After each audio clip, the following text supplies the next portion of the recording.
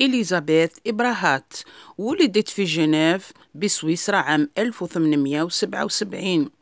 كبرت وحبت المغرب العربي، ذهبت إلى الجزائر واستقرت بها، جالتها شرق وغرب وشمال وجنوب، استقرت بالصحراء، ركبت الحصان وتنكرت في ملابس الرجال، دخلت الإسلام وتزوجت وحاربت الاستعمار، كتبت مجلدات وكتبت كتب في حبها للجزائر وعشقها للدين الإسلامي، حتى أن يوم وفاتها كانت في 17 أكتوبر 1904، وكانت إثر طوفان ضرب المدينة.